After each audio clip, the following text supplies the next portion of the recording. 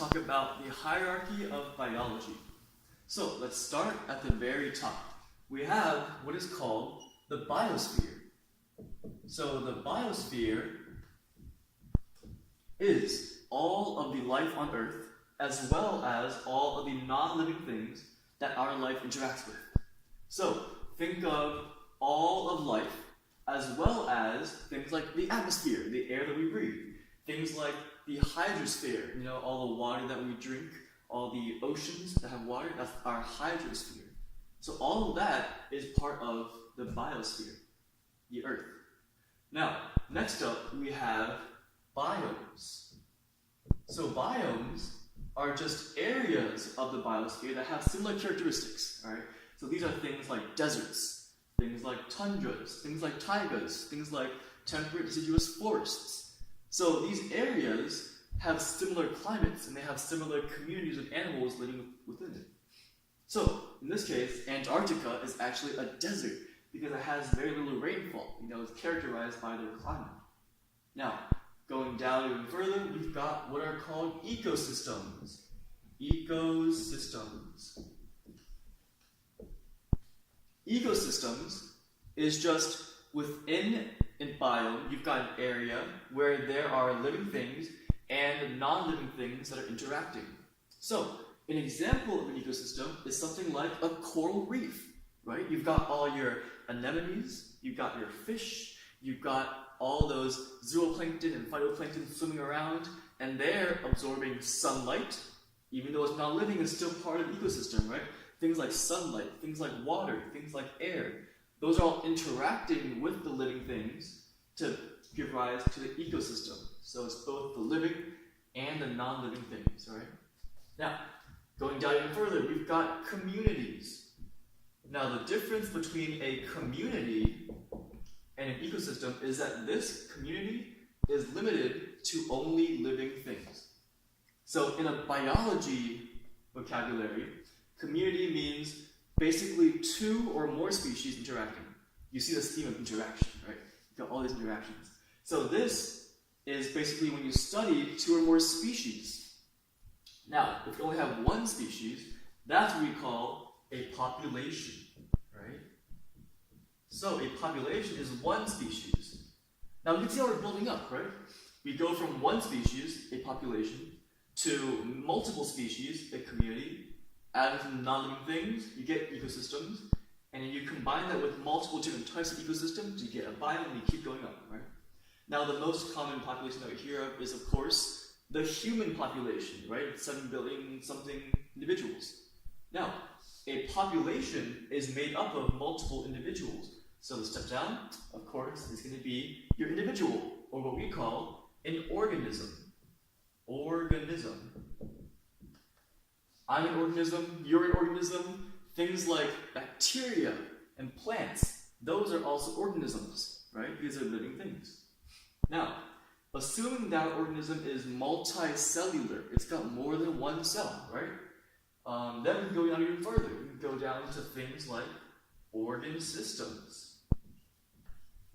Now, of course, there are some types of life that are single-celled. We call those types of life unicellular. So things like bacteria, things like amoeba, those are unicellular. But if we're multicellular, we can go down to organ systems. So humans, me and you, have organ systems like our nervous system, our skeletal system, our muscular system, all those organ systems. Believe it or not, plants have organ systems too.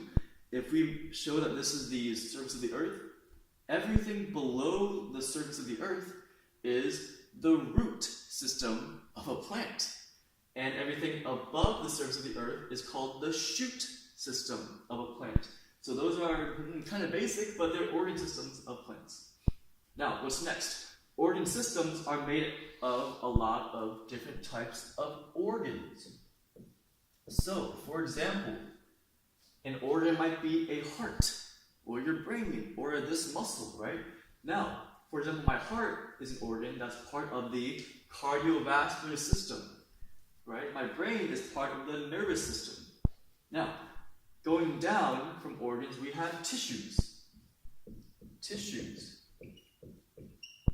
These are not the tissues that you sneeze in. Alright? These tissues, in the biological sense, are groups of cells that have a similar function. They do something similar. So, one example of a tissue is what is called epithelial tissue. Epithelial tissue is basically a group of specialized cells that help to line our organs. So, for example, epithelial tissue is found on my skin, right? The skin is an organ. It's part of the integumentary system, and is composed of epithelial tissue. Now, as I said, tissues are just groups of cells. So what's next? We've got, of course, your cells. Your cells, all right? You've all heard about this before. Cells. Cells are the basic building blocks of all life. If you're living, you're made of cells. Simple as that.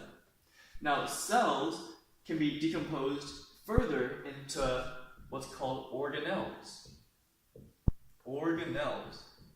Now, notice something similar, right?